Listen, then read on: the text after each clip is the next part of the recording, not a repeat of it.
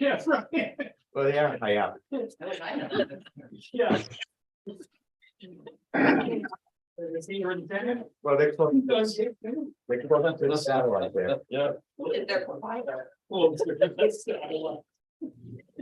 We're, you can tell town meetings looming, we're all a little punchy this Okay, we're morning. all set. Okay, great, well, we'll go ahead and call a meeting to order, have our regular planning board meeting. For March 9th, we'll start with our roll call. Rich Rita, select board ex officio. Nancy Knight, member. Wendy Rathgaber, member, John Racine, member. Bill Spence, member. into Zoom land. Morgan Uh, Dean, Alan Great. Burke, alternate. Mike Capel, member. Rob Wilson, member. Excellent, all right, Wow. thanks, everyone. All right, why don't we go ahead and get started? We have a pretty short set of minutes to review from our February 9 meeting. I just had one thing to add. Under the new business for the New Hampshire Housing Opportunities Grant, we reviewed the professional services agreement between the town of Waterville Valley and North Country Council Regional Planning Commission, as well as the agreement with Tara Bamford. Unless I'm remembering correctly, we did review both. right? Yes. Yes. Yes, that's a good suggestion.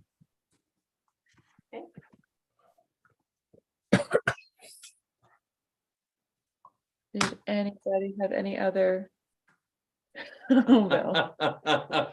Okay, but it's only one, Oh, only one. okay. On line 54, the planning board discussed the planning board's singular, so it should be what it wants to Okay. accomplish. That's my suggestion. In accompanying years so that it can have a list of goals.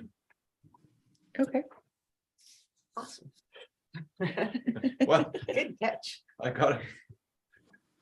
gotta keep up with Nancy. No. Do that to select board all the time. We'll get it straight one of these It's years. a humble suggestion, that's all. Okay, no, I think that's valid grammar. Nothing else. Amazing. Anybody else? Anyone in Zoom land? No? No, well, if there's nothing else, we'll accept a motion. Quickly, before someone else comes up for anything. Yeah, approve it before something else happens. Was that a motion, Bill? It is. I Okay, move to accept the minutes as amended. okay, and a second? I'll second it. All right, all those in favor with the Zoom, we will be doing the roll call, so, Rich, I'll abstain. I wasn't at the meeting. okay. Nancy Knight, yes. Wendy Rathgaber, yes. John Racine, yes. Bill Spence, yes. Mike Capel, yes. Rob? Yes. Okay, There's a simple question please. where it says here, you know, vote 5-0, vote 6-0, vote 5-0, and then later when we adjourn the meeting, vote 7-0. Well, there was a note, because, yeah, Some Morgan, people weren't here, some people abstained from voting because they weren't at the meeting, so it changed the amount of people voting throughout the meeting. So I count when I listen. to You the- did, you listened and When you I got listen it. to the thing, I go like this, as everyone's voting, so I make Right. sure I have it right. for people. If you get an abstention, you should put the abstention. Okay, think so. abstained from voting, okay. Yeah, just Because there five, was yes, 7 voters were present at the meeting, seven, number so of we people should be able seated. to account to 7, it was eventually 7, because Morgan Right. came in at Yeah. 8:04 and was seated at that So, point. so, whatever. Yeah, Okay, if people abstained, I will put that. Just the number, Just one abstention. abstain, yeah. Okay. all right. Minor amendments still accepted. Good. All right, so we'll do a little reshuffling of our agenda, that's the word. I know we have some public here for public comment, but I believe some of it dovetails into the discussion of the town purchase of the rec land. Let's start, are there any public comments that do not pertain to the rec land purchase? Jenny, I would like to bring up the issue of the road repaving and sidewalk construction. Okay, And some people in this room, I have emailed and spoken with already about this.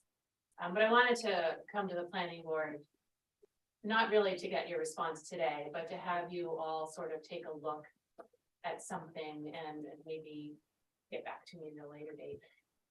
So the project that's about to get underway this year that was approved at town meeting last year, where the sidewalk or the pedestrian way is being brought into one contiguous piece with the roadway. There were objections brought up at town meeting last year about that. One of them happened to be a town resident who's also an urban planner, so I think he knows what he's talking about. And then there were objections brought up at this past budget hearing that we had a few weeks ago. And then there have been various people who I know have spoken up about it. There's no doubt that on Tecumseh Road, it's a net gain because we're getting a pedestrian way that doesn't exist right now. But everywhere else where we're eliminating the current configuration of the sidewalk that is removed from the roadway and bringing it into the same space as the roadway, is a net loss for pedestrians. And I actually know Alan Berko brought this up at one of your meetings a few months ago. It just strikes me as very unsafe. And I have a personal story I could share with anyone who's curious to know about like why I know that this is unsafe. But what I wanted to ask you guys to look at, the pedestrian revitalization study that's many years old now. If you go through that,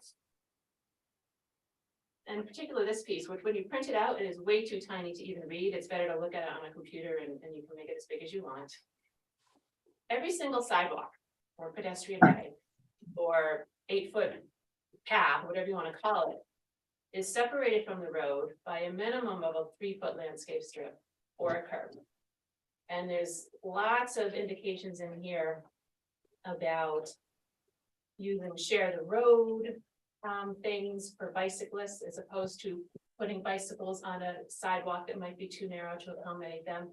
But then they also reference that all inexperienced bicyclists and children should be accommodated off of the roadway because it's much safer. So there's this page in the pedestrian study that's really good. And then all throughout it are just references. Jenny, what page is that? If you have it. You know, It didn't pop up? Okay, no problem. it's listed as page 39, but you know, on your website, you have it broken up into It's a like different, 6 or 7 different okay. chunks to make it loading up to the website easier, I suppose. But the actual page number of the page. Page number is 39. Okay, thank you. It's the only one that really looks anything like Okay, this. thank you. So there's that. And then if you want to read through, there is one of the sections is all about bicycle and pedestrian safety. And if you read through that whole section, it's just reference after reference that sidewalks could be either separated from the roadway with a landscape strip or constructed adjacent to the road with curbs. Over and over and over and over and over, all throughout the study. So I just wanted you guys to maybe go back and take a closer look at that. And I know there's nothing we can do really about the project coming up. That is what it is, but if Boulder Path Road is determined the next thing that we do, I know it might not be, but if it is, like that configuration right now is amazing. And I would hate to see that ruined and brought into like one big wide thoroughfare. So if there's anything that the planning board wants to get involved with on that, that would be great. And then my final question is, and this is maybe more of a select board question, but since I just here. Sure. In that same study, there's a page on funding, and there are 8 different recommendations for potential grants that could be applied for, and I don't know if any of those have been sought after for the current project or any of our future projects, but it seems like maybe we should do that because this is super expensive. Anyway, so those are my comments on the roads. no, great. Yeah, the town core working group to speak to has actually gone round and round for multiple meetings trying to find different ways to address that. And when the report first came in, we kind of looked at it and, well, knowing how the existing greenway strip that we have in town tends to be more of a brownway strip, the working group felt that it wasn't really feasible that, between the salt use and the difficulties in watering or whatever, what have you, the green strips have not worked for us. So that sort of felt like something that wouldn't work, even though they'd recommended it. And as far as the curbing, there've been, a number of people reporting to us as well that that's hazardous for folks on bicycles, because there've been a number of instances where they'll hit it and fall over, or people will fall off the curbing. I think that what it boiled down to for the working group is that this would be an initial go at it, like you say, it comes as a total gain, and that with all the extra striping that will be in, and the painting on the road, the sharrows for both the bicycles going both ways, as well as a pedestrian. If we see it's not sufficient, and also we're looking to divert truck traffic from Tecumseh to have them not be part of the formula in there. The thought was that we'll see, since it's moving in the right direction for that roadway, we will assess it as we go, and there are some thoughts in the back of everyone's mind to be able to add some sort of bollard type things if necessary, or some other way to separate. And then, of course, the other thing I think that's been discussed a lot is being able to clear the roadway more completely during the winter time. Because really, I walk almost every day to and from work, and I know everyone in town puts up a valiant effort to clear the sidewalks, but it's challenging. And a lot of pedestrians end up in the road in the winter time. But anyway, I think your concerns are definitely. Alan has his hand raised too. Oh, okay. Alan? Yeah, I did a little bit of research and found out that the two most frequent causes of accidents between cars and bikes is speed of the cars and drivers not paying attention. And I don't think what we're proposing is going to solve either of those two problems. I think it would make it worse. You put an extra wide road in there and somebody's going to, try and cut the corner opposite the, Valley Run Property Services. The second thing is, if you think about what you're talking about, cars or bikes going in opposite directions, that means your bike is going to be pedaling toward traffic, which is the opposite of what we want. Sorry, I didn't say that about the bikes. The bikes will be going in the direction of the vehicles. So there'll be sharrows on both sides of the road for the bicycles. So bicycles would continue to go in the vehicular direction. So you're going to put 8-foot sections on both sides of the roads, or 4 foot on each side? No, an 8-foot section on one side and the sharrows on both sides. The sharrows are the big icons on the road showing the bicycle. Yeah. To remind the vehicles have to share the roadway. And the speed thing has been addressed in town with a 25-mile-an-hour limit. That's why it was reduced in the first place. Right, I agree with that. That was a good move, but I don't see where having the 8-foot sidewalk adjacent is a safer alternative. Can I ask a question? It's Mike. Yeah. I was confused. So we're gonna have the 8-foot walkway on one side, and then we're gonna have basically the bikes stay on the road going in the same direction as the traffic. Right. Is that what you're saying?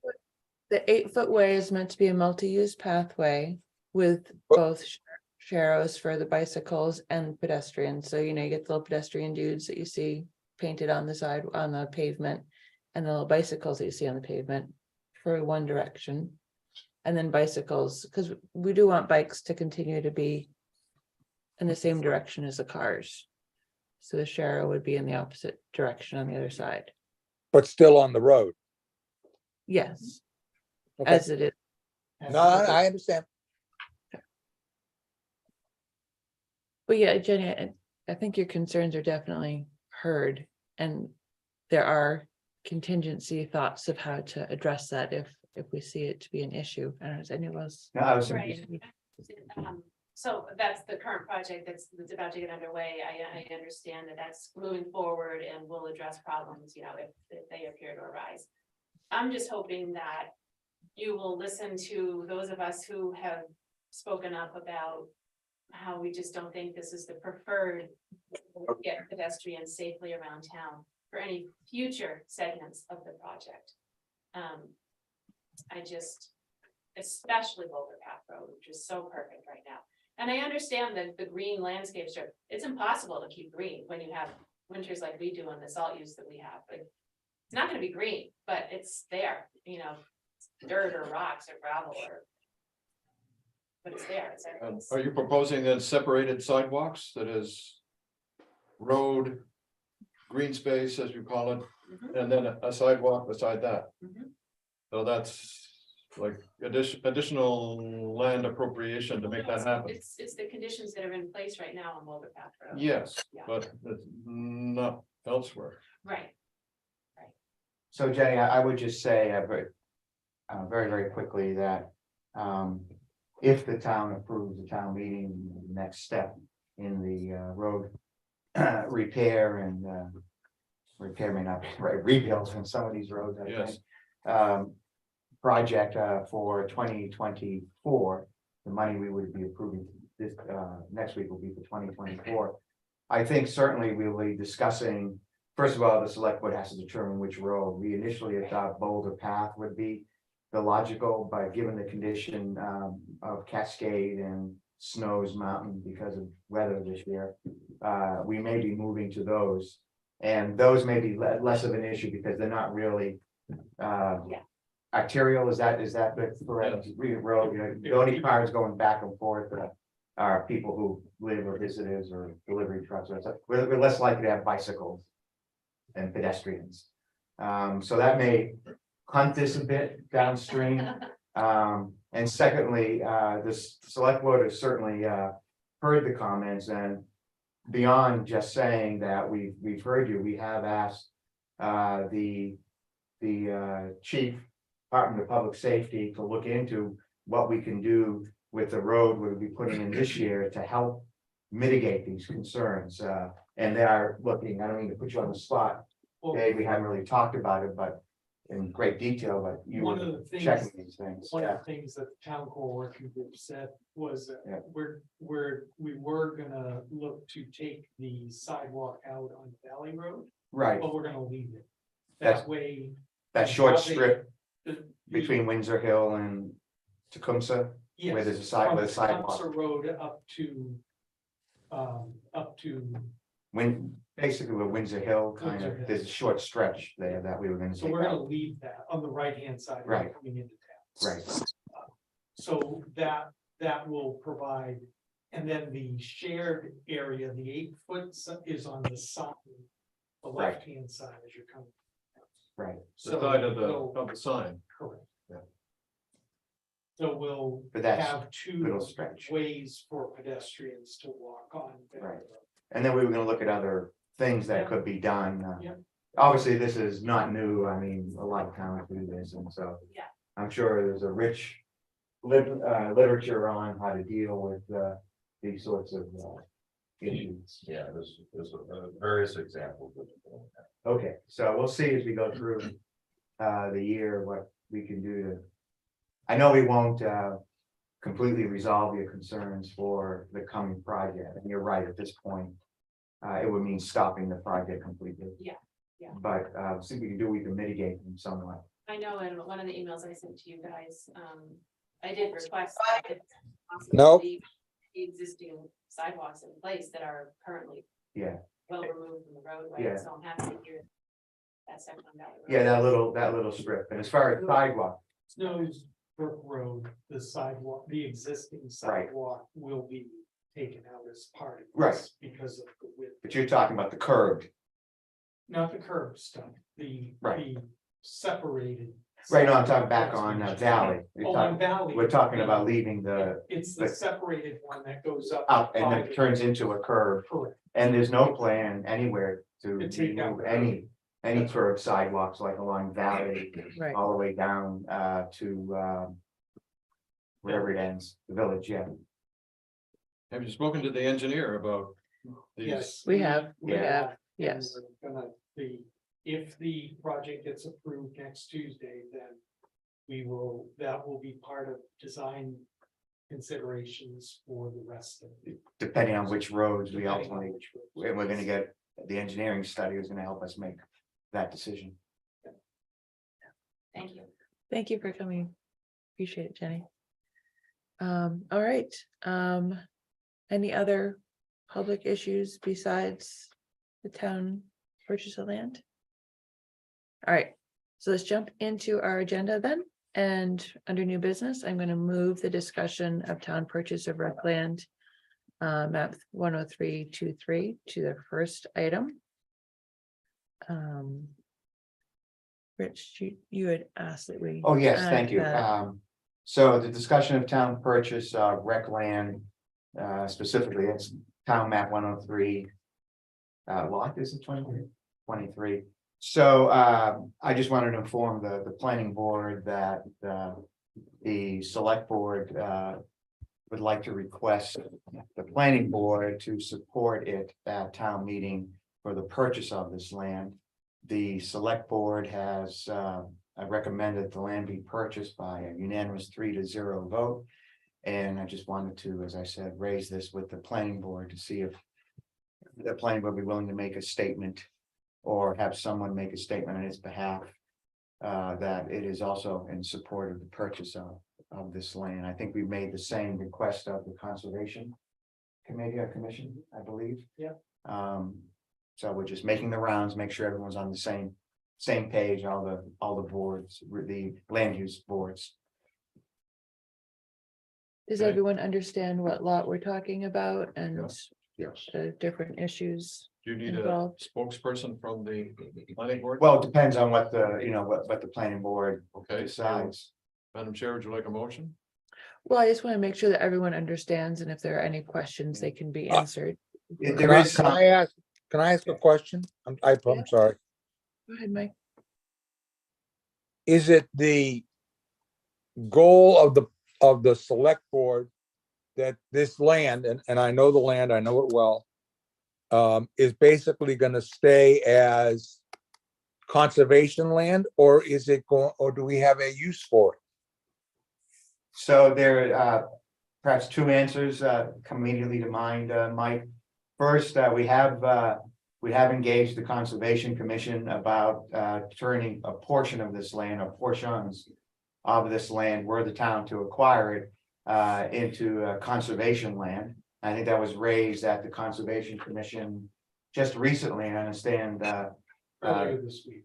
that earlier this week, and that's something that they are considering as what we can do with part of the land, which of course would even more limit any development on that portion of the land beyond what's already limited due to the fact that part of it is in a watershed area. As far as use, the select board is not really recommending any particular use.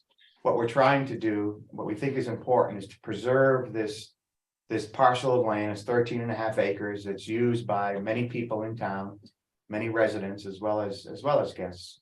For a variety of reasons, dog walking, just walking, hiking. There's a little fire pit, beach area, so to speak, on part of the land. And we would like to protect that status. There are no plans were the town to acquire the land. There are no plans by this select board to do anything with it other than to leave it the way it is at this point in time.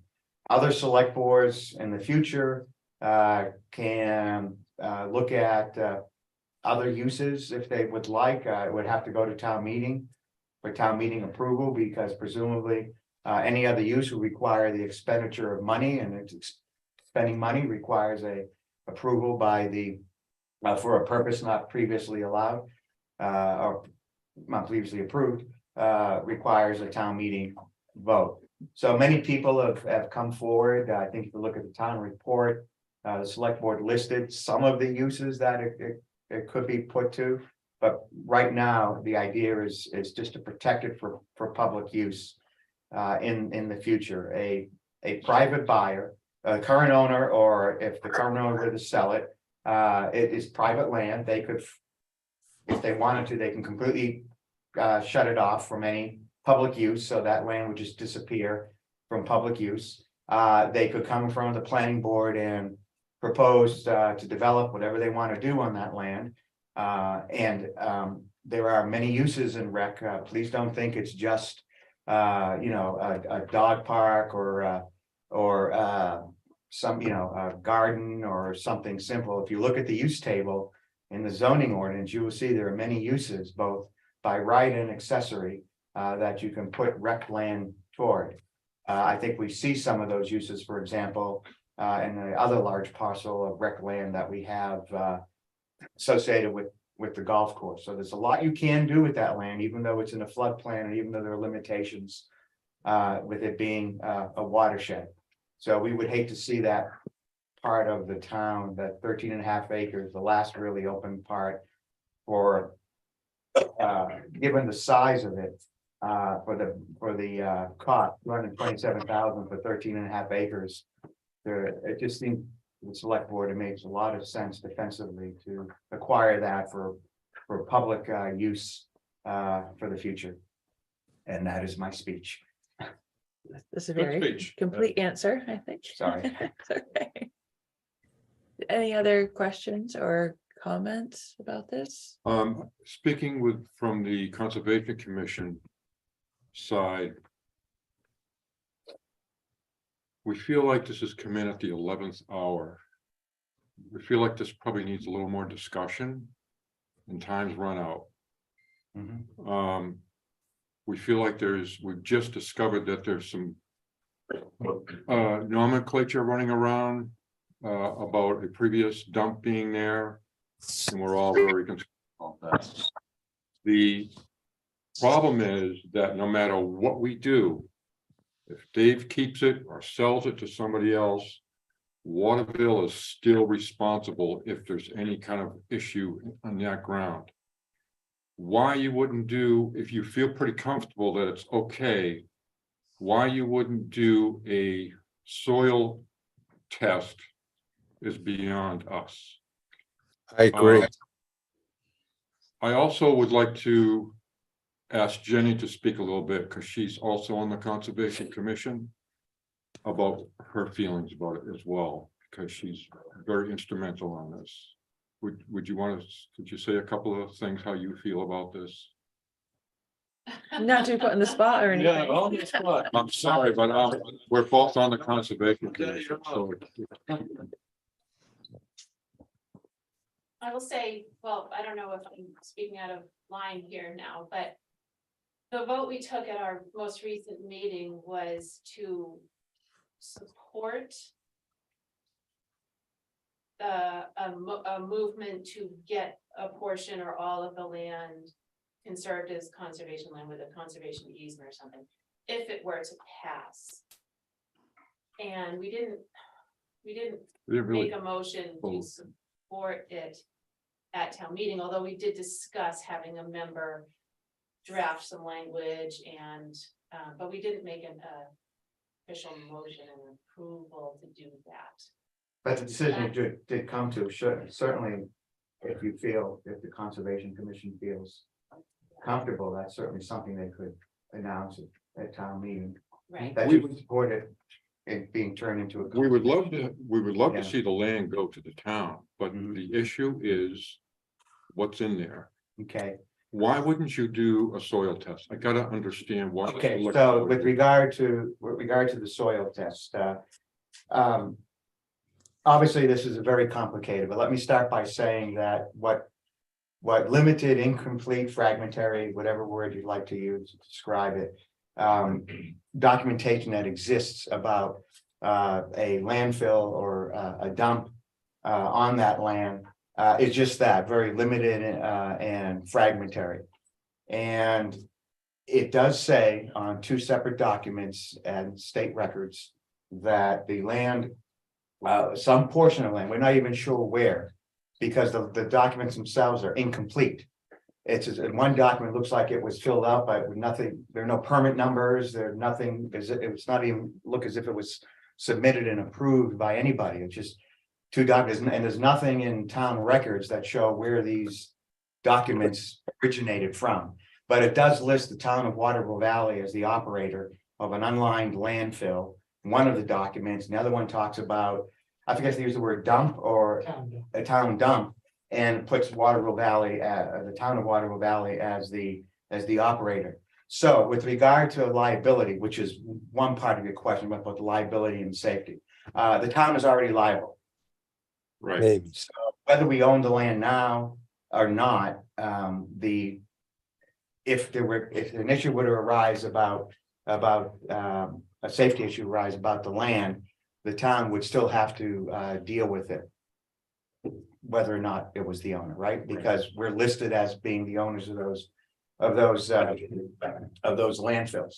Secondly, in regard to safety, so those documents date to I think one is 70. Do you remember? 74. I was gonna say 74. I forget what the other one 80.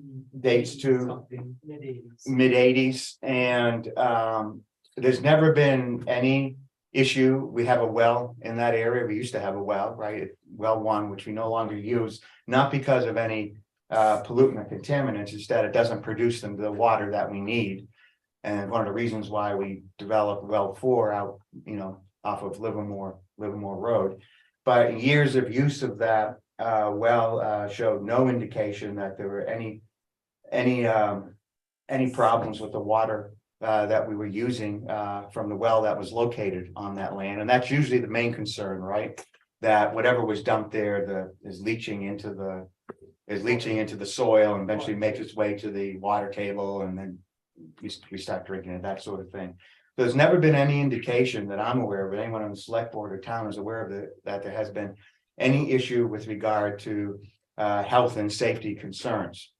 The state back in the early 2000s, by 2012, it announced that all unlined town landfills were closed. And what they had done prior to that was to deal with this issue, because a lot of towns just had their own dumps, right? I mean, didn't have the sort of process we have now for trash removal. So there was a state program to go through all those, or what the ones that they thought were an issue, and to mitigate or mediate, whatever the proper word is, remediate those unlined landfills. And never once.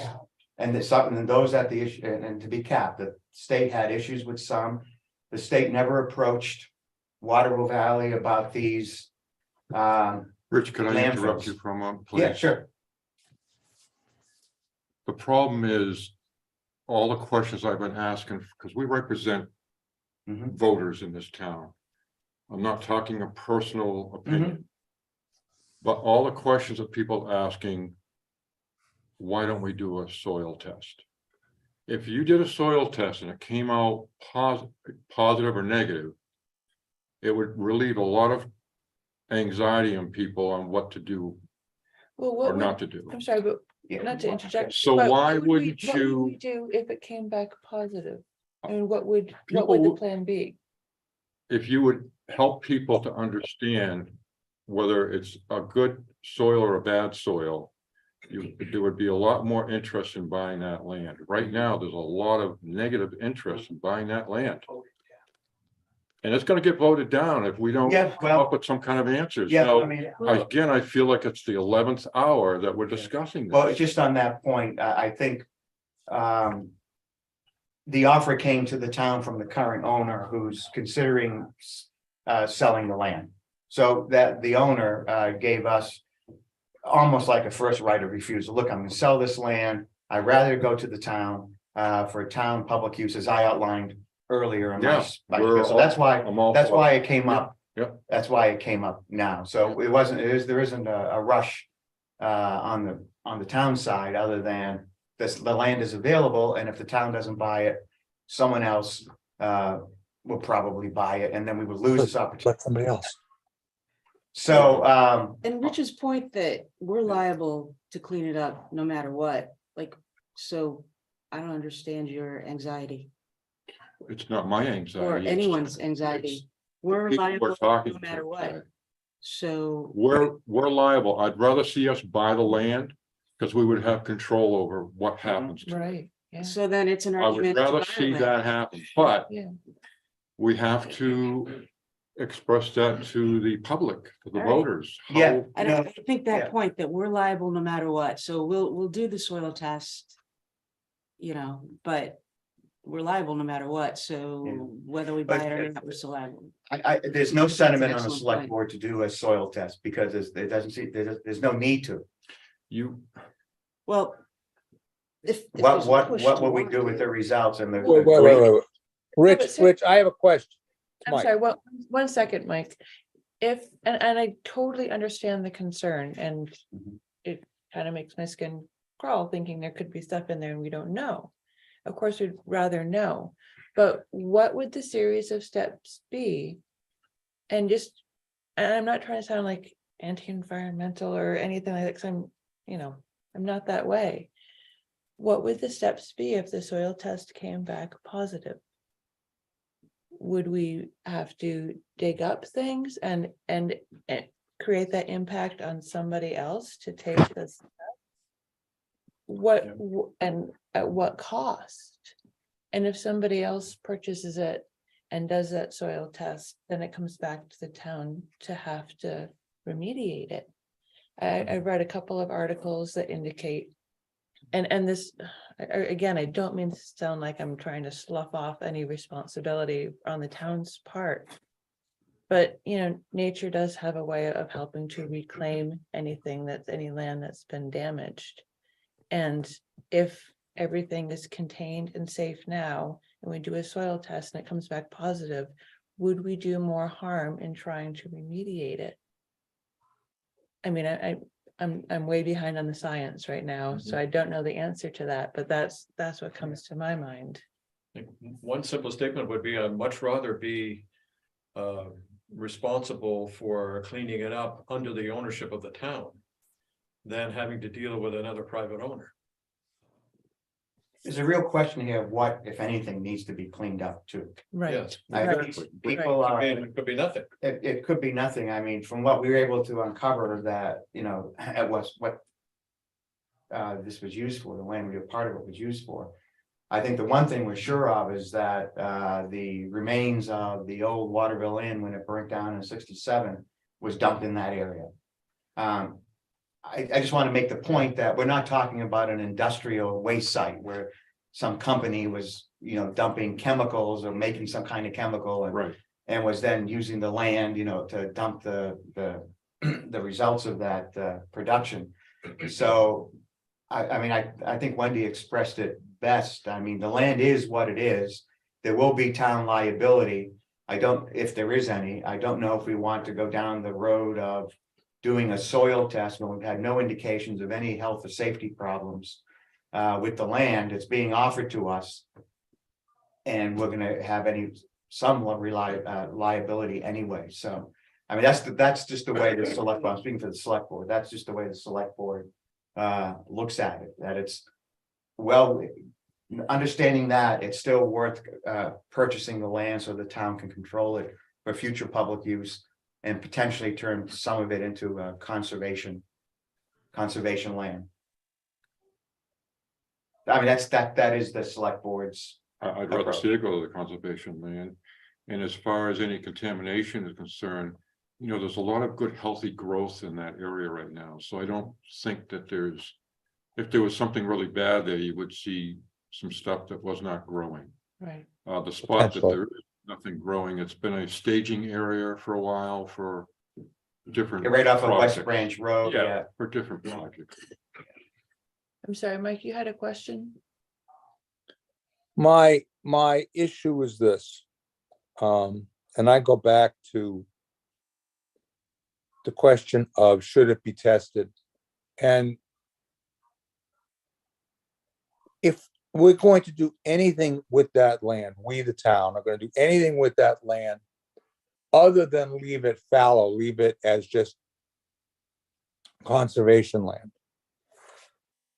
Theoretically, for almost any recreational use, it's gonna have to be tested before we would do anything there. If we were gonna make a significant town park, for example,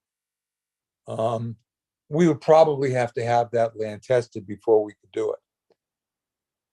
I really think that we have to sit there and say, yep, okay, we're gonna buy this land. We're not sure what we're gonna do with it yet. However, we're going to do something for the benefit of the town, all of the town. And we're going to have it tested so that we can move forward and know what projects we can do. That would make sense to me. Yes. I mean, we may sit here and say, we're going to have it tested and it's fine. And we're going to have the whole 13 acres turn into conservation land. And that's a fine answer. Or No, I think is a bad answer. we don't Opinion. commit to anything and we just talk about buying the land or not, with the point that we're responsible for cleaning it up no matter what. So it's a non-issue. And all we're talking about is whether we buy it or not. I don't see why we would commit to testing it. I think that would be foolish. Honestly. I think Morgan has. Oh, Morgan? No, Oh, sorry. okay. Nobody lives there. It's empty and everything's growing. I think it would be ridiculously stupid to test it. And I think that's part of the concern. If I'm something, gonna mark like, it would be insane. yeah, It's The problem, But I think- Later. yeah, you Right. test it if you're gonna use it. You build something substantial. It's unused, Then you, empty land. then you take that section that you're gonna use and you test it. Yeah, But if it is, nothing is being injured, the environment is not being injured, there is no, DES has issued use permits. They've allowed the wellhead protection area of well 3 to be partially on that land. I mean, there is no indication, they've not come to us any time in the last 30 years and said, cap your landfill, because from what we can see, other than a couple of pieces of paper, there was never a permitted landfill there. And in the 70s and 80s, it was a lot different than it is now, right? I mean, as far as the permitting agencies are concerned, but if DES thought, because they went around the entire state, if they thought that we had a problematic landfill or a problematic dump, they would have made us cap it. They made us Get rid of the at incinerator. Yeah, right? When we closed that with the Forest Service, DES was in there, we remediated it because they knew what was there. and I'm sorry, So- what year was that?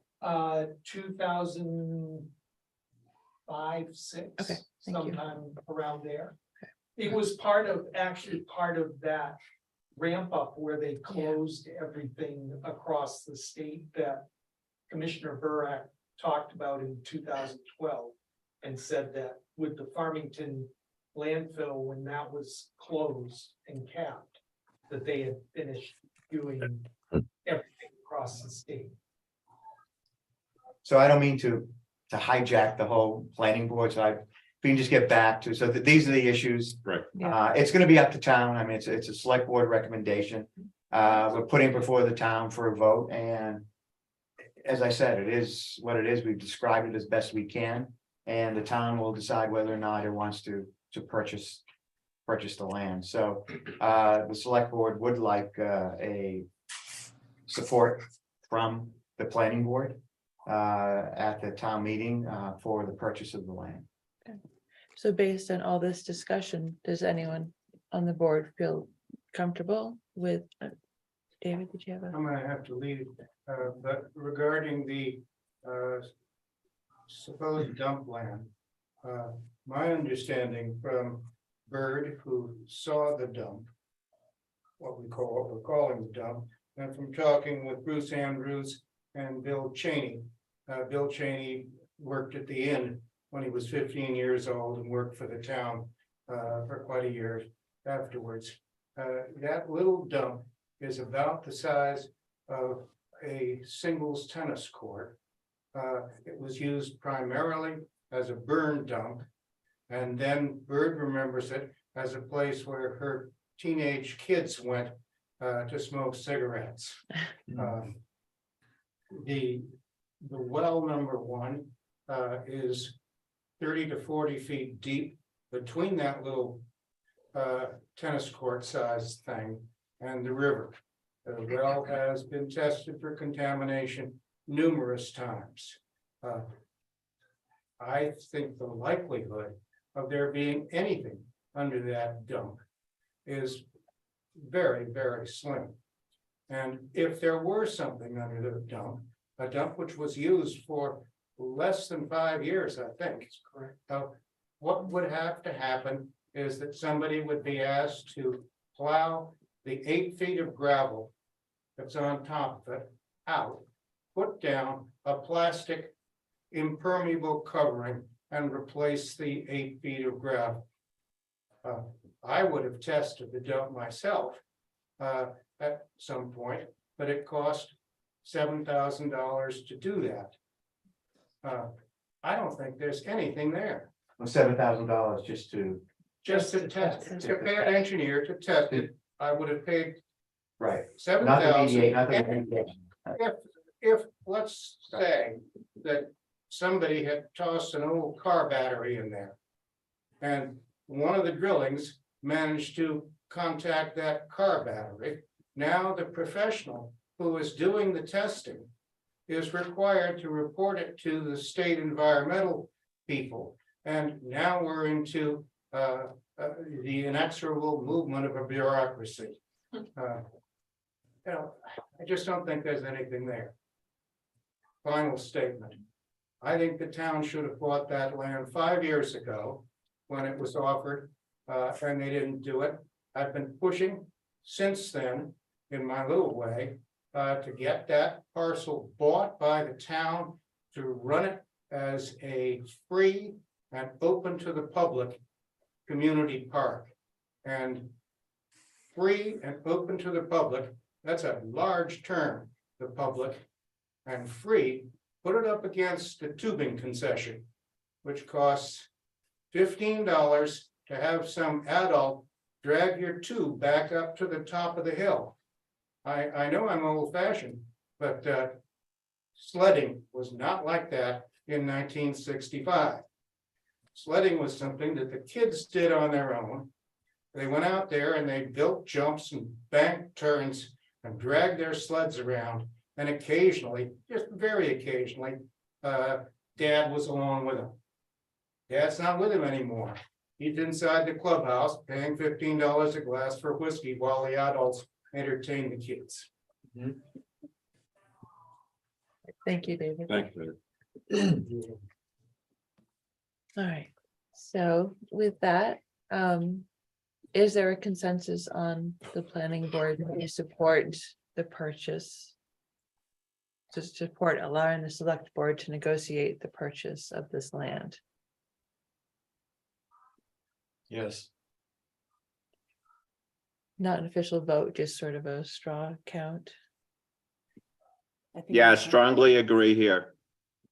Agree. Agreed. Yeah, okay, seems like overall, Mhm. yes, okay. You don't want a motion, you don't want to vote. No, we do need a motion. That was just a preliminary to see what's Okay. standing, so yes. This is a non-binding anyway. This is not meant to be. Right, but But- if it's to be said at town meeting that the planning board agrees Well, no, I that think we- supports, I then we think we- should have a vote. I do think we Yeah, should make a I think that's it. motion. I was just starting with to see if we were on the same page, because with half of us in Zoom land, it can be a little hard to, Yeah, it's hard to read. yeah. So, would anyone care to make a motion? Or, Madam Chair, I move that the planning board support the town's purchase of the 13.5 acres and say so at town meeting. the continued negotiations to purchase, if I can just Thank be you, yes. Okay. a little bit, because we're not gonna buy it. That's the other point. I'm sorry, I forgot to Yes. make that.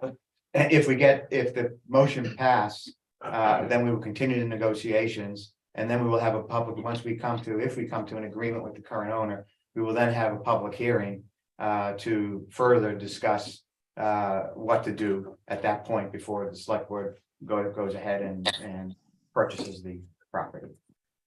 So if you can get that on. Rich, I have a question. My understanding of the warrant article is that should the town purchase this in the future, it is going to be bonded. Is that true? We're purchasing it through a bond. We have purchasing bond, yeah. That Right, is so the- so it is a 60% vote. correct. Yes, it takes 6. No, I just. You understand with the Yes. pain that I'm in, I just wanna. Thank you. Okay, Could we So- restate the motion? yes, Thank you. yes. Do you want to try to sum it up again? Try it again. Okay, Okay. Madam Chair, I move that the planning board vote to approve the select board's negotiation with the current owner to purchase the 13.5 acres that are available for sale. that sounds like it covers it. Everyone satisfied? Mhm. Okay, is there a Hey, second? Rich, can I ask Rich a question? Is there anyone else, specifically the water bill company, that could be liable? Alan, hang on, we have a motion on have the a motion table. on the Can we floor. just get a second? I'll second it. Okay, all right, so made and seconded. Alan, anyone else liable? Do we know? Well, the town is listed as the operator, I think, and it's unknown. Now, I'm sure if someone were to come along and say we needed to test it and remediate it. There's Pending a the legal testing, process. there's a long legal process, and the town is gonna get dragged into that one way or the other. Whether the town will then go ahead and look to the water bill company, who can say at that point? Now we're getting into very complex legal waters, but the town is listed as the operator on these incomplete documents. Does the water bill company still exist? No. No, it's been Don't know, but again, that's you know, That's a legal How the legal issue. go, yeah, yeah, okay. So motion on the floor, seconded. All those in favor? I have my select Abstain. board hat on, so I'll Okay. abstain on this. So Nancy, yes. Wendy, yes. John, yes. Bill, yes. Alan, yes. Mike, Uh, yes. Rob, Rob, yes. okay, great. Don't forget Morgan. What happened to There Is Morgan? Morgan seated? she did, Oh, sorry. Was Morgan? no, I'm an alternate. I'm not seated, but yeah, I agree. yes, okay, Well, it's good that everybody agrees. everyone agrees, That's fine. yes. All right, Thank you. good, so now When as the far motion as, comes up, yeah, if you want to read a statement or make just a comment of someone from the planning would like to comment on it. Same with the Conservation Commission, if they would like to state their position, whatever it is. Yeah, we have somebody um, that will speak. given the ballot, I'm not sure that I'm the appropriate person to stand up and speak. Is there, Well, you will still be Sure. you're the planning board at that point, at that Will point, yeah. okay, okay. Fair enough. All right, Moving right along. well, yeah, I'll just go backwards up the line of new business so Dave can get out of here this morning too.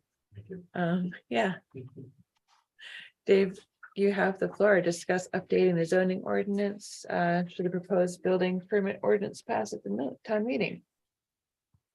So the proposed building permits ordinance is changing the value of the threshold for what triggers a building permit. What I noticed is also in our zoning ordinance under Article, I believe 7. section D. It has remodeling, repairing, a permit shall be required for remodeling or repairing where the value of cost of such remodeling or repairing shall exceed $1,000. So if the building ordinance change passes, there's some contradictory, there is language in the zoning ordinance that reflects what is currently there. Talking with Tara via email, I think both of us agree that we don't think this language even belongs in the zoning ordinance to begin with anyways. Because it's going to be covered by the ordinance itself, and it really doesn't have anything to do with the zoning. When you start getting into permitting, then you start looking at, every time do we change this, do we have to now change another document over there when we already have an ordinance that covers it. So my recommendation is to remove that section of the zoning ordinance. That way we don't have to, there's no reference to the, remodeling, repairing, that threshold that's already covered in the building ordinance. Yeah, I was thinking. Seems Would to- the $1,000 still be part of that? I mean, would you still enforce that? No, so with the new requirement, it's raising the threshold to $10,000 Okay, now. And it's changing that any repairs, modifications that includes licensed work and or $10,000 needs a permit in town. What we've done with the building ordinance changes is maintenance, and define what maintenance is.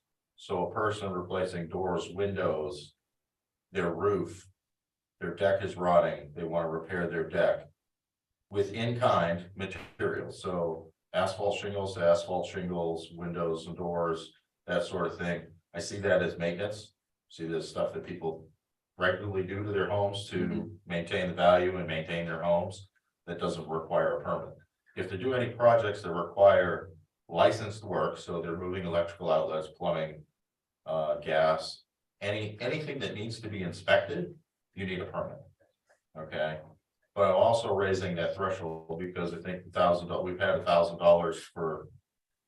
I've been here 20 years. Yeah. right. Yeah, It's practically one I don't outlet. think you can get anybody to show up for $1,000. No. yeah. So, Right. we looked at the average cost, going back 3 years for just the repairs and remodeling. And the average, cost, for these remodeling projects, and Alicia, correct me if I'm wrong, was right around $30,000. So we said, okay, if we look at Mhm. perhaps a third of what that number is, that's what our threshold, should be. So the really small projects, unless they're doing licensed work, will not require a permit. But if it's over $10,000 and or any licensed work, then you need a permit. Okay, Okay, so So- then, how do you want to word question? that? Is it, well, their suggestion is to remove it, to completely strike it. Tara, would that be your suggestion as well, just to strike this section from the zoning? Yes, this D is really about building permits that has nothing to do with zoning. And zoning permits are addressed in paragraph B in that section, so I think it's confusing to have it in there at all. You don't need zoning doesn't cover remodeling and repairing. And you could be doing something with zero cost that needs a zoning permit, so I'm totally on board with just getting it out of there. Okay. Oh, sorry, just matter of business, since Rich has left, we'll seat Alan for the remainder of the meeting. All right, does anyone on the board have an issue with removing that section from the zoning ordinance? Mhm. No? I just Okay. see it as a matter of think- housekeeping. Yeah, Yes, no, I think it totally sure. makes sense. okay, so what do we do to approve this?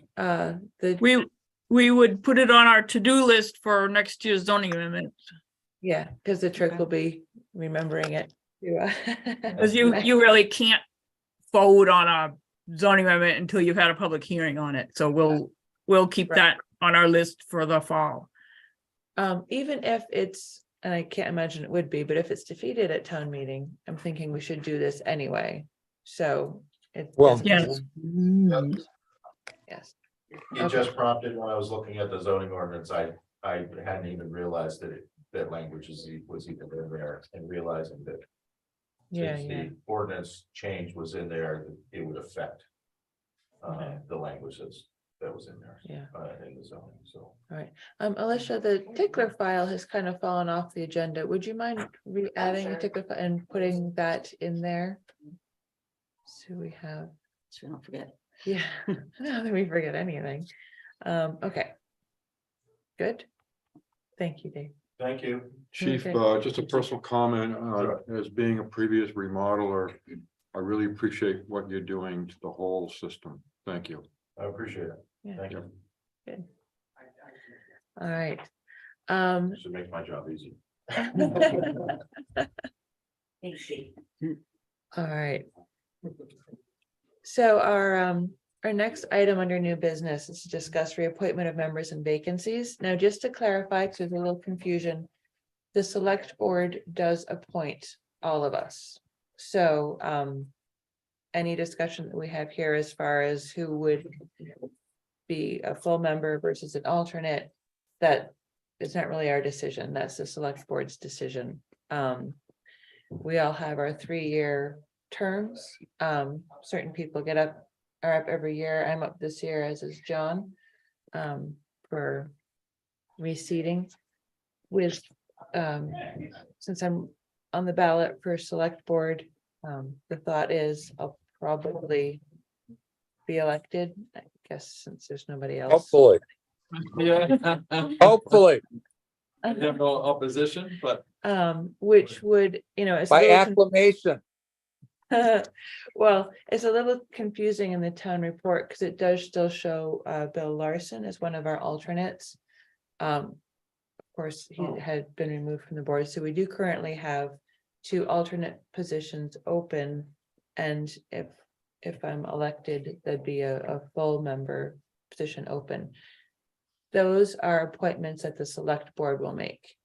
So we're not really discussing who would be a full member versus not. But we wanted to take a minute to kind of put a bug in people's ears. And again, this isn't a vote we can do today.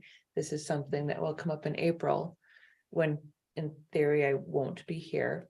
So I just want to make sure everyone's on the same page, that there will need to be a new chair elected. I know everyone has various personal things going on that could preclude them or not from taking on that position. But there is a lot coming up that's important. And the planning board, well, the planning board always has been a very important part of town. But with upcoming developments, the significance is only going to get more important. So again, just so everyone can be thinking, we would need, and again, it doesn't necessarily all have to fall on a chair responsibility. There's a vice chair and a secretary who, support the chair. So it can be a real team effort. So I'm not saying we need one person to stand up and do everything, because that's not the way this works. Not only are there the officers, but there's the rest of the board to provide the work and the support. This is definitely a team effort, and it should continue to be that way, but just need someone to help steer the ship. I'm not sure if there's much else to say to that, but just wanted everyone to be thinking about it.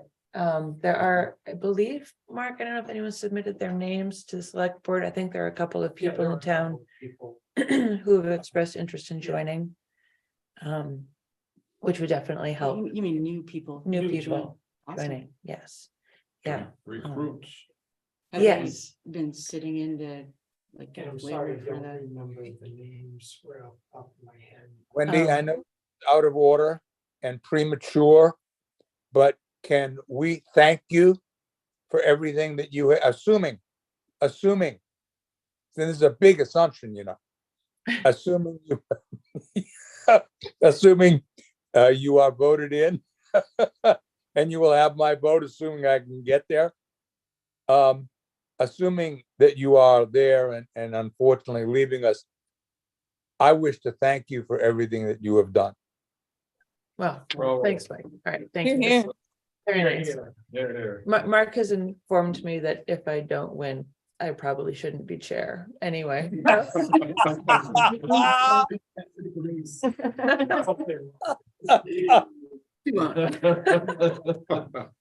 So one way or another, we'll need a chair.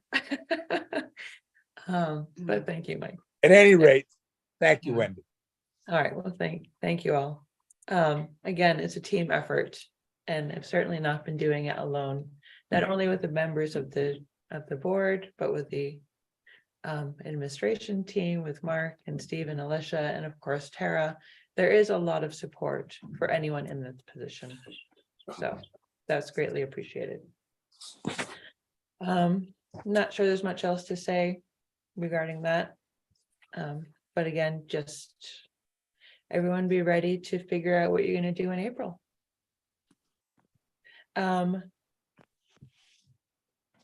Moving on to old business. The Housing Academy, and I apologize, I did not get with Steve to kind of create where we've been at. There's a lot of information that's been coming out through the Housing Academy. Steve, you were at the last meeting was in person during Mass Vacation Week, so I did not go to that. But Steve, you attended that, right? That one I was not able to attend. Oh, you weren't? No, I had a conflict come up here. Oh. But from what I gather, that in person was kind of a reiteration of what the Zoom was prior to that, and that Zoom. For the storytelling. Exactly. Yeah, the Okay. Zoom call and the in-person call was just to provide the members of the towns who are participating in this grant with some language around how we can, kind of just rally up people and get support for the public hearings and Okay. how that's gonna work. All right, so yeah, the previous two meetings had been over Zoom. The initial one was just to kind of introduce everyone and to start to provide information. The next one turned into a Zoom meeting. It was supposed to be in person, but the weather was not cooperative that day, so they made that one Zoom. And that was sort of starting to get into more of the meat of it, which was incorporating or teaching different ways to learn from people and make them feel included, which kind of focused a lot around storytelling and encouraging folks to tell their stories and, create conversation that really help move an issue forward and highlight what the different issue components of any issue are. So I guess then the in-person was sort of more practice for that. Anyway. So how did this relate to? The topic is housing, is it not? Housing, well, the idea of the Housing Academy is for the folks involved to learn how to get the public engagement going with members of the community. So the storytelling aspect of it was to try to come up with I forget, 3 or 4 different storytelling strategies, whether you're in a small group, and many of us perhaps have participated in these types of things where you're in a small round table and there's a topic and everyone's supposed to share an aspect of that topic as it pertains to their personal lives. Also talked about one-on-one, engagement with stakeholders type of thing, or members of the community. So storytelling in a broad sense is getting people's stories and getting people to participate was sort of so this is sort of the academy is like a instruction on how to get more lay people involved in getting everyone else to participate. So, yes, kind of general, not necessarily housing focused, but we can see how it could be used for the housing. March 30th, we are still having that first public engagement meeting here. And I'd appreciate if everyone can help continue to spread the word. Did it get updated on the website? Yes, I put it on yesterday. Okay, We're not gonna I wanted to wait, to put it on like the main page till after town meeting. Like it's on the calendar and there's a link and there's some verbiage and. but Okay. Sharon wanted to wait. What time is that meeting? 6 o'clock. In the morning? Of course. Yeah, you be here 6 o'clock in the morning, Mike, and we will engage with you. I'm hoping I'll be semi-mobile by then. So it's Housing on, opportunities? Yes. 6 p.m. Thursday. Can you meet for that? Is that? What do we? Well, Kate, What's gonna happen? I haven't heard from Kayla of exactly how she's structuring it, but Kayla Tavares from the North Country Council will be leading that meeting.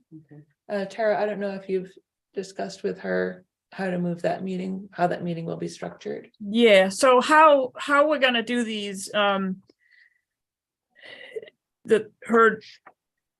she hasn't really finalized the plan, but what we've talked about is, she would start out with some, what are we doing? What are the goals of the project and the grant? Some of the background data to kind of get everybody on the same page about housing. We're thinking about some kind of engagement activity during the meeting, that somebody from North Country Council, and it won't be her, another staff person or two will be in person to help facilitate something that's more interactive, and Kayla and I will manage the Zoom part of that so that people can participate remotely as well. Oh, okay, so you and Kayla will be zooming in and 2 other people from North Country Council will be here in person. Yes. Okay. So. Okay. So either Steve or I would in theory be leading in person, or how would that be? No, we'll be leading it. Okay. Okay. Fair enough. We will make sure those details all get clarified as we get closer. We're just looking at the planning board as being the host, really. Yep. Okay. Steve? If we want to talk about room setup at some point too, I think we were thinking maybe a classroom style to get more Yes. attendees in here. And Exactly. I could give you some examples of what I was thinking to get as many seats as possible in this Yeah. room, with maybe a podium as well of some sort for a member of. Yeah, Steve, we'll work with you on that. Great. Okay. All right, so details are being ironed out, but the date Because is, probably not a podium, but probably, a screen that everybody can see pretty well. If that's not the current monitor, then we'll need to work out a different tool for that. Like Okay. projecting a laptop onto a old-fashioned screen or something. So we'll work with you, Steve, on the details. Okay. okay. So yeah, details percolating. But definitely try to encourage everyone, because the housing does affect everyone. Even if you're just chatting with some of the staff at the local establishments, just let everyone know, help spread the word. Did we get an article or something in the Wigwag, Wigwag, yes, I did submit an article, which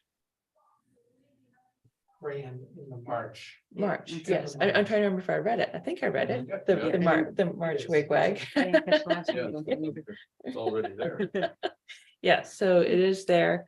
I'm gonna try to make one of those Tuesday community meetings. But we'll keep spreading the word. Anyway. Maybe we should even work it in somewhere in town meeting. Just as I know there's a At lot, the very end. yeah, at the very end when nobody's paying attention. Well, there's that, but, Yeah, We can make a poster or something. Poster, yeah. yeah, Yeah, can we actually, get that we're- for- yeah, there's not those, but, the ones from the conference center that we can put tacks in and hang stuff up so that as, we can actually put it over at Town Square. For the voting, For the voting. okay. Yeah. That would be good. Okay. Great. We had talked a bit last week about review of potential goals for the year. And I did go ahead and type up and I made copies of what we had talked about. I will get a copy to Alicia. Sorry, everyone in Zoom land, both can read through it. It's basically what we talked about last week. I can email it to them if they want. So,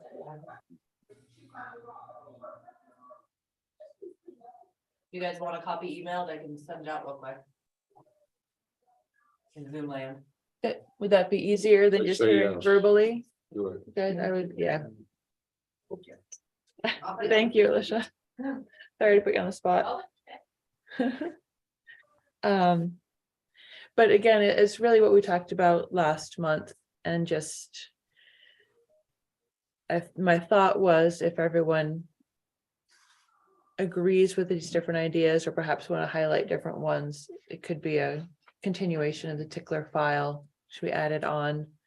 Some of it was very basic, like ensure the action plan is distributed to the municipal boards involved with the goals. And to remember to review the action plan periodically. It seemed like there are some more attainable goals in the section 8.3 for natural, scenic, and historic resources. Such as consider amending the zoning ordinance to require an erosion control and stormwater management plan. And then to consider amending the zoning ordinance to regulate activities and protect riparian vegetation within 25-foot buffer of wetlands. The dark sky compliance was a very active conversation last month, so work with the Conservation Commission for more education about the benefits, and that can tie in with section 8.3 numbers 12 and 14. Another point that had come up with a discussion with Craig and was to address renewables in zoning, clarify EV charging stations versus, big. I guess we would have to define what an EV charging, like a gas station versus like a single accessory or versus an accessory use. Make sure things are clear with solar panels. I don't know if we would want to get into wind turbines, but renewables are, of course, gaining more and more importance. We want to make sure, I believe, that the zoning wouldn't get in the way of that, but again, for the board to discuss. There had been some confusion around the term accessory as is used in the zoning ordinance. We'd had a discussion as to whether we needed a more specific definition or understanding written in there. Of course, continue to work with Tara to keep up with any changes in the state law. And continue to focus on the housing needs and review the possible changing to the zoning ordinance, because with part of this grant, the zoning and master plan will be reviewed. And so the board would need to be ready to have discussions as to whether there's agreement with suggestions that come up. Thank you, Alicia. Sorry, I should have given that to you in the beginning of the meeting. So everyone in Zoom, we should have received electronic copies of this little list. Okay, everyone should have it.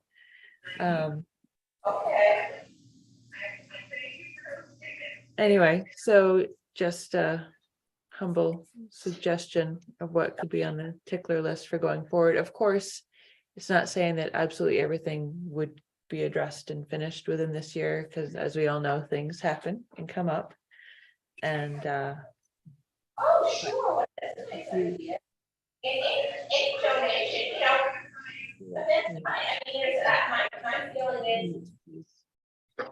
thank you. Okay. Okay. Anyway, so so that was just a recap of what we talked about last month. I have a question. Does, Yeah. Does anybody else remember some documents coming around about the EV charging stations and possible zoning and site plan changes? I feel like we saw some. I should be the one that can answer this question, but I looked through my files and I couldn't, and I did a Google search and I couldn't find anything, but I was pretty sure it was this planning board where I saw some model language that was being promoted several years ago. Does that, anybody else remember that? I No, don't. we had questions, Tara, about what is the difference between EV charging stations as accessory uses, like the ones they just put in at the Golden Eagle. Right, then- but this was model language prepared by some outside entity several years ago. Oh, No. no, that sounds helpful, us. but I don't remember seeing it. No. But I'd love to see it. That would be- I'll keep digging because I think that'd be helpful. And it was, I think, pretty, specifically to get at the different categories, Mark. So. That would be awesome. Or I dreamt it up and now I need to write it. That would be It was That sounds real. inspiration that came to you. Yeah, and it might have changed over time, because, Yeah. Yes, yeah. yeah, absolutely. But no, it seems like it should be out there somewhere, right? Because so many people are dealing with it. Mhm. Right. Yeah, we don't need to invent this wheel. I'm sure we can find something that's a good starting point. Yeah. Okay. Anyway, I think that was all I had. So, if the board wants, we could ask Alicia to create like a tickler list with these, and you guys, the board can move forward with them as they see fit through the year. Sounds great, thank you. All right. Do we have any correspondence? I have one email I would like to talk about for just a minute. Okay. Amy Saulnier has been talking to the select board about funding of capital projects and the approach that the town takes, and we've had several conversations with her and staff. She's going to do a presentation at the end of town meeting under Article 35 or 36, whichever one it is. One of the requests that Amy made to the select board was to simplify the CIP, removing everything except the bond warrant articles. And do that as the presentation of the capital program for the town. Really, the CIP originates with the planning board, so what I had planned to do before we started talking about the 3 bond warrant articles was to do an update to town meeting about the CIP, about the process, about where we are with the current CIP, and have a handout with the CIP that was approved prior to the budget hearing. So I wanted to bring that request that Amy had to you guys, get your input on it before the selectmen decide what goes on the slides for town meeting. Can you just Can we- clarify? Can Yeah. can we so- see that visually? Because I'm more of a visual than a oral learner. Can you just show Yeah, us what she's talking about? Yes, I'll go upstairs and run it off. If you want to wait for a minute, I'll make That would be really copies. helpful, Thank you. because Because maybe that'll help. Yeah, so I'm also a trustee, so I know Amy. And what we've talked about and what Amy wants to do is put the CIP, an abbreviated version. In other words, cut all of those extended years off to take 3 years of the CIP without all the discussion about the bonds, and put it on the website to say, this is what the town is planning to do financially. Condense it so it'd be more visually. But effective. condense it so that it fits nicely on a page, but the idea of extending out 10 years. well, but But She wants, isn't that the she wants to point? publicize, she wants to, this is Amy's proposition. I think that's part of what he's talking about. She wants to put this on the town website. Well, I agree, it should be more accessible, I is think that, so. I have no but- objection to it. I think it's a good idea. but taking off, But it's a plan, so yeah, you need some sort of forward looking, or it's not a plan. yeah. So I No, guess I but need it's to a- see what. These are the- I extended need to numbers see it out to into understand 10 what years. she's talking about. You can make plans 3 years, maybe 5 years. You could put 5 years on the CIP that is publicly accessible. It's on the website, or anybody who wants to know what the CIP is can find it on the town website. So she just wants to give people less information. Well, the 10 Essentially. year, Her ultimate goal, and Bill, correct me if I'm wrong, but her ultimate goal is to, over time, I think, change the culture of how the town pays for capital. She would prefer I think that's the key. The Chips key away. here, and I've had, Mike, you interrupted him. Mike, hang on, Hang on let's for a let sec. Steve finish his thought, Yeah. please. One Yeah, second.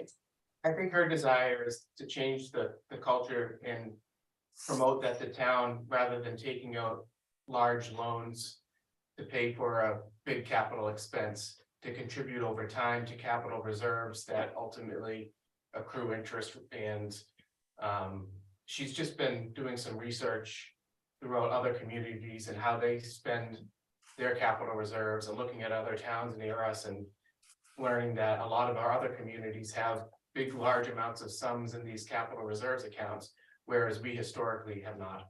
And I think she's just trying to do kind of a sense of the meeting at town meeting to promote her Yes. ideology around. that's actually a second objective. The first objective was to make the CIP publicly accessible. Oh, yeah, and that's Well, fine too. I guess I don't understand why showing fewer years of it has anything to do with either thing you're saying. Making it publicly accessible or funding it more from capital It reserves doesn't. versus, like, it doesn't It's to even be make able to sense put to it on me the page, what she's that's all asking there is to it. for. Versus what she Well, wants. Because the extended years are, linear extensions. That is the ability to plan 10 years from now. There's some of the numbers that are out there. On the further years, do make some sense. Because you could say that the time life of, say, a fire truck. We know that the expected life of the truck is, so that 10 years from now, you could put a number there to say that it's going to have to be replaced. But, these numbers are, you might say, less than solid. But the Mike, all numbers that are solid are in the first 3 and then, well, to the 5th year. right, hang on, let's get Mike. Mike, what was your comment? the main issue here, frankly, is not whether you show CIP for 3 years, 5 years, 10 years, or 20 years. And that's really not gonna be the big issue here. All right? The big issue here truly is whether or not the town wants to change its philosophy. And I've had extensive discussions and pushed all kinds of numbers with Amy, and I understand where she's coming from. And basically what it comes down to is, for example, a fire truck as a guess lasts for 10 years and costs $1 million. That's a fair guess based upon today. So should we be putting down $100,000 a year, for example, for the 10-year period, so that when we have to buy the fire truck, we have $1 million there, rather than borrowing $1 million, maybe because of inflation or whatever, we only have to borrow $500,000. That is a major change in the philosophy of the town. It is. And that's a huge difference. That's much more important than whether we put 3 years, 5 years, or 10 years. We can put whatever we want out on the website. It's there. It should all be public information. The philosophy of the town is really the issue here. And my issue is, Mark, if we postpone the philosophy of the town to warrant article 36 or 35 or whatever the end of the meeting is, probably on day 3 or 4 or 5 or whatever number of days this winds up being, at the end of the day, you're not going to have anywhere near the number of town residents there that something as important as this is discussed. And that's my speech. Okay, thank you, Mike. But that is her fundamental issue. That is her fundamental issue. Paying for things not Yes, taking up. right. Yeah, I mean, you understand what I'm saying, Nance? And so is she thinking the benefit of that is it actually in the end costs people less? Is that what she says is So- the benefit? No, What is the in benefit? conversations that she's I can had see a with downside. the select board. The select board has pointed out, and it's been the philosophy since I've gotten here, that the people who utilize these major projects, whether it's a significant piece of equipment like a fire truck or a ladder truck or whatever, or whether it's a town building or roads or whatever, the people, the taxpayers who utilize those pieces of equipment or vehicles, whatever it is, they pay for it. So you purchase a piece of equipment that fire trucks last 20 to 25 years. So the people who will get the benefit from that truck being in service for that period of time pay for it. That means you borrow the money, and yes, there is a cost to doing that.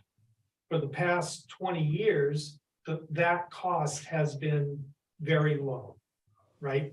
Borrowing money at 1.5% or 2 or whatever Yes. percent cost us very little to do that, and the taxpayers who get the benefit. Now, there's a changing rate environment that Amy's pointed out, and she's correct. I mean, interest rates are going up. They will be up for quite a long time, it looks like. So her point is we should be putting money away, reaping the benefit of higher returns on that money that's in those reserve accounts. And that when it comes to purchasing the piece of equipment or whatever, then you pay for it, right? So you don't incur the higher interest costs. However, that means that current taxpayers are paying for something for future taxpayers. Like Mike says, that is a fundamental difference of approach. There are many towns that take that approach because they don't believe in borrowing.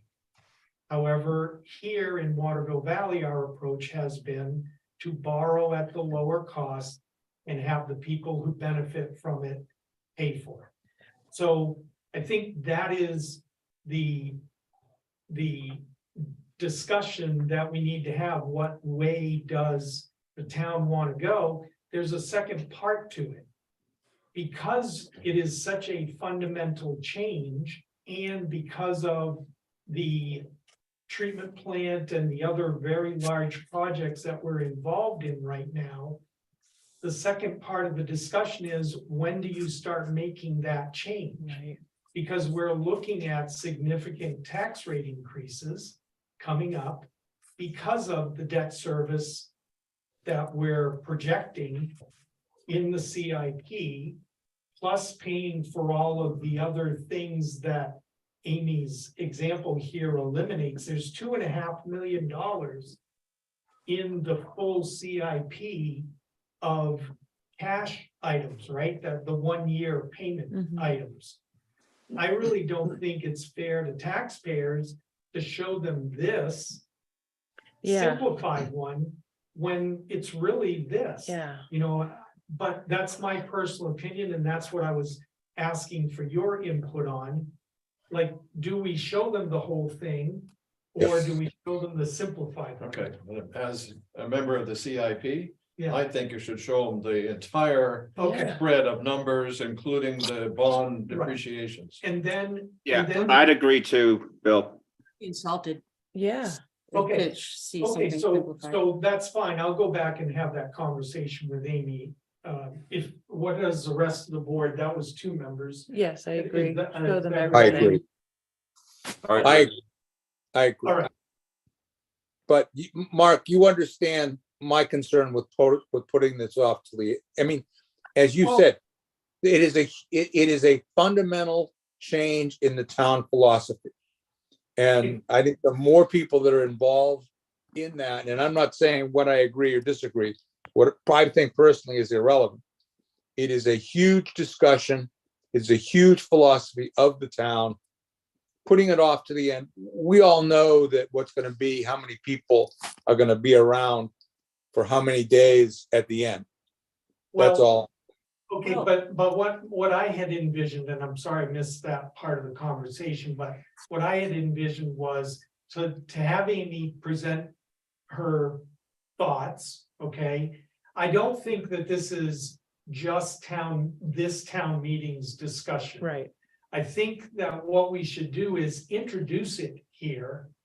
But I don't think we should try, while we're trying to get through 35 warrant articles over 2 days, that we should inject something that's gonna add another potential hour or two's conversation, Yeah. and we're not going to solve at the town meeting. Right. This is a discussion that should happen, whether it's at a planning board meeting in regards to the CIP, Yes. or whether it's at select board meetings or special discussions. You know, we can have times to take people's input.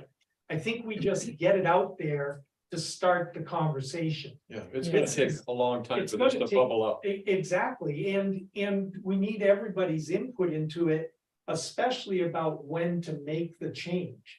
Because it is foundational to everything we do. If people want to make the If people change. want to make a change. I mean, So, And I think it's too much to it's throw too into much. this now. yeah, and I think it confuses whether it's in one of the bonded warrant articles, or whether it's in the capital reserve warrant articles.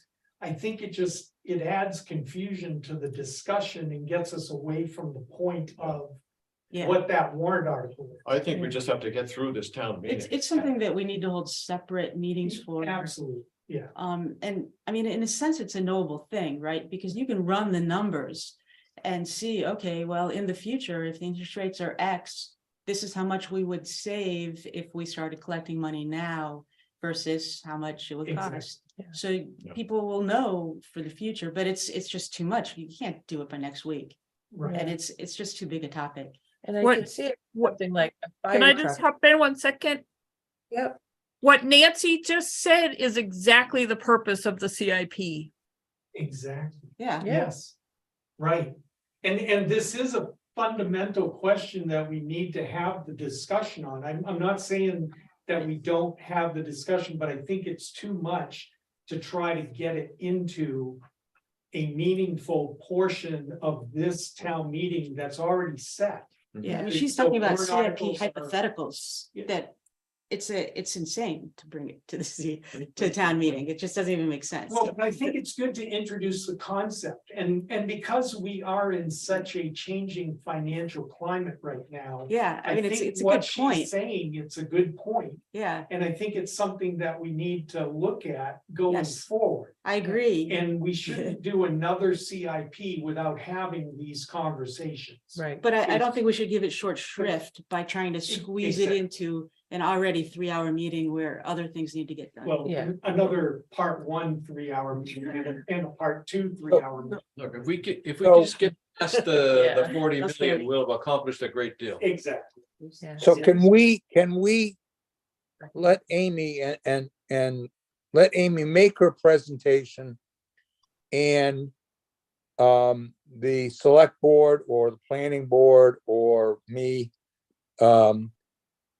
suggest that this is an important topic for the town, and we request that the town have special meetings to discuss this in detail. which I Well, I think is what we should do. That's the whole exactly idea, what we're right? doing Yeah. by putting it in Article 35. We're gonna get it introduced. It'll be on the record.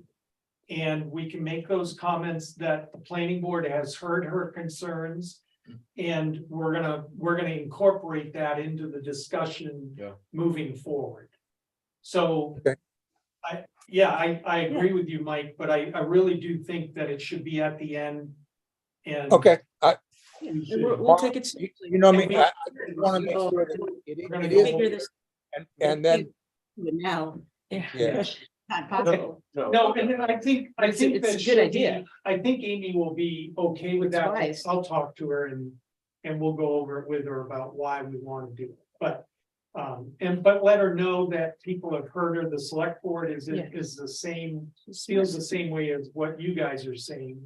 That we need to at least look at it and analyze what the financial impact is going forward and all of that. But I do think, if it's all right with you, my plan was to hand this out. Okay, Yeah, and just reiterate to people because it's not in the town report. right. And then we'll look at a place within the town report going forward to include the entire CIP. Yes, Yeah, I I think think So that that people the, can see it. Yeah. So we'll, and to put it on the website. and we will get it on the website. Yeah, that's fair. I mean, Okay. you're transparent, not trying to Yeah. hide anything. Yeah, no, So, there's nothing yeah, to hide. I just, yeah. in fact, I don't want to hide it because I really feel this starts to hide a lot of. Exactly. I agree. Of It's really insufficient. critical stuff, right? A lot of our Yes. vehicles are cash. Because we do leases and things like that, so. You know, it's not Yeah. cash.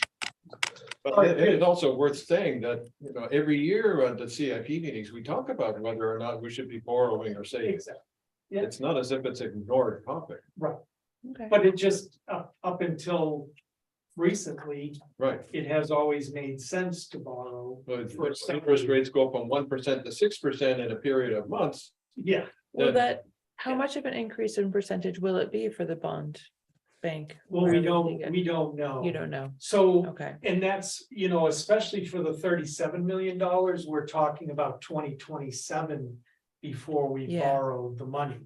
And we So have no idea what rates will be then, theoretically. and Rates we go up, rates go down. We only know rates for the first 11 million of the 42 million. Okay. So Right. we're getting locked in and we will continue to get locked in as we go. right. But we only, we have, what is it, 2.5% or something on the first 4 million. We're looking at probably 3.1 or 3 to 3.5 on the 7 million coming up that we were just approved for. And then we don't know anything about what will, even the year that Mhm. will take the Yeah, yeah. balance. Okay, So. okay. Right, thank you for that input and it was a good discussion and we'll communicate that to Amy and go forward from town meeting. Okay. Thank you. Good. Probably one more thing for the tickler file then, right? CIP. There was, I wanted to talk about the 21 days. I'm of so it. sorry. Yes, yes. The mark is here. We know that there are going to be much larger, much more sophisticated, much more complicated projects brought before the planning board and then. In the regulations pertaining to site plan review. It states that there are 21 days when the plans that are being submitted by a developer need to be brought to the town. So my request is that the town staff issue those plans to the planning board as quickly as they can. In other words, Electronically, because they are available to the planning board right away, but you're saying electronically. yes. Okay. Just to Electronically, clarify, because I yeah, not not been here paper long enough because, to, no, I just don't want to be in a position anymore where, these big plans are rolled out in front of us. And a engineer tells us And these are all the benefits of this project, and isn't this wonderful, everything that's done here, look at all of these drawings and all these deep. It's too much, we need time to evaluate and understand Right, what but the in, project is, so. just to clarify though, you do have access to those paper plans of 21 Yes, days you in gotta come here to advance. see them. Yes, and I guess it's only been very recently that we've done the electronic distribution, thanks And to it certainly our friend makes sense to COVID. me to take advantage of the 21 days that are available to us to start to understand. When something they're gonna. present. Just electronically. Okay. I'm kicking this horse because it's always fine. available to us paper, like, once it's I like- submitted, any member of the board can come in and Perfectly review the okay with paper. me. Okay. Also, that's what Bill's saying. That's why we've added a PDF to the application requirements, is so that it can be more easily shared with staff. Yes. Right. Yeah. Okay, I And think it's in both subregs and site plan regs now. Yes, it is. if, as the That's- chair, if as soon as we get them, if you want me to then send them to everybody, I am happy to do that, but I need. Yeah. that time. That's why it's in the regulations.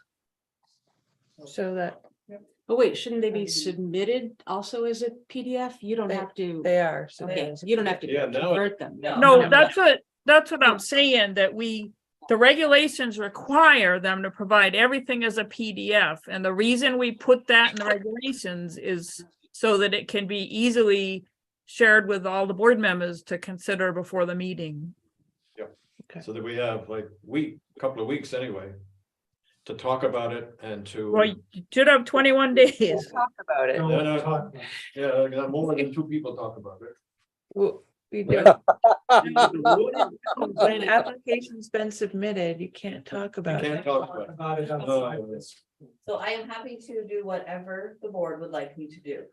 All right, so I guess it So- sounds like distributing the PDFs as they're received would be helpful. Yes. Can you talk to So- Tara? You can talk to yourself.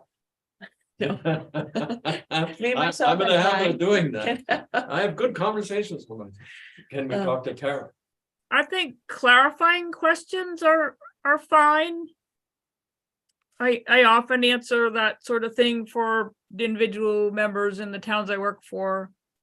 Like, what is Like, this? should they have applied for subdivision as well and things like that, Okay, good. not the merits of the project. I would just say, thank you for your question. Let's talk about it at the board meeting. So I guess probably Tara is the best person because she will keep those parameters very set. Okay, so does that satisfy your concern? It's a step forward, yeah. Okay, No, there's gonna be so much in front of us in the next 2 to 3 years, sure, yes, and it's it's just, gonna be complicated. yep. All right. Anything else that we have? I have something. Okay. I want to be on record thanking Wendy for her time as chair. You've been a pleasure to work with because you've been organized, thoughtful, and objective. And I think Oh, those thank are the three key things in my experience. Thank you, Tara.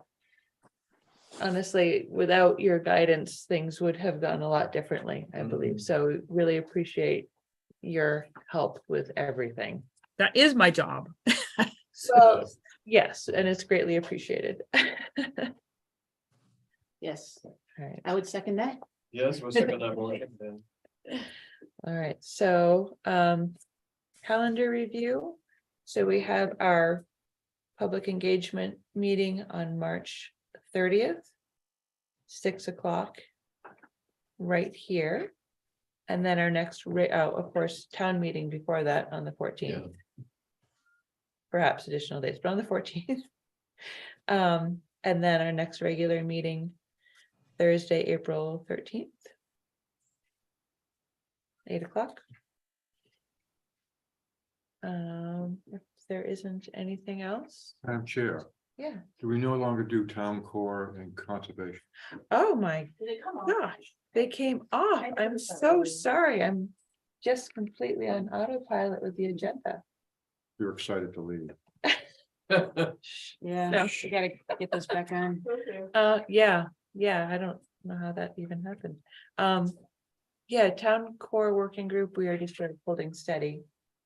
As we have been, but conservation commission, The Conservation Commission, I would just like to maybe have it put down some of our goals for the HB. To discuss the HB. Well, we have two issues on the. How do I say this, on the trash. We used to be HB 1454. For the trash and water problems. We have two, it's no longer a 1454 anymore. It's been broken down into two pieces. And I would like to see if maybe, because we're going to discuss it in the Conservation Commission. I don't want to get lengthy into it right now, but if we could maybe put that on some of the goals that the Conservation Commission is going to be discussing a lot of the bills that are coming up for the HB. What would you call those? It's HB 56 and HB 602. One reflects a permit and one reflects a setback I'm talking about state of a regulations. landfill. State law. rules. House bills. and House State law. bill. That's what I want to say. If we could just maybe put that on the issues and goals for 2023. So that's Well- up to. Yeah. So you're looking for in other words, that the Conservation Commission is going to bring to the planning board to make a recommendation for what the town will say for those house bills. Yeah, and I would like to keep the planning board and the public up to. Okay. With what's going on. well, I think you do that every month really well, John. Well, thank you, but I kind of would like to see that on the goals, so we don't miss it.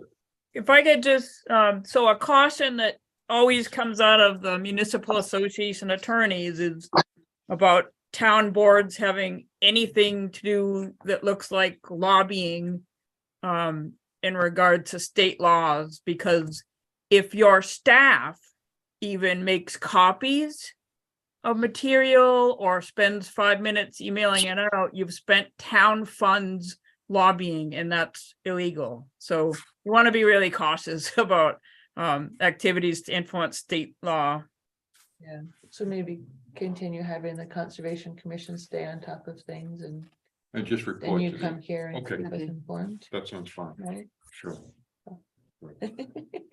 And we're still, Rick Vanderpool is still coming sometime in the spring. To go over the mitigation of the pond, Awesome, all that stuff. So that's about it. fantastic. Now, will he actually start work in the spring? I don't, we're waiting to hear how he's gonna handle it. I'm not quite Okay. sure. At this Okay. point. I would anticipate not.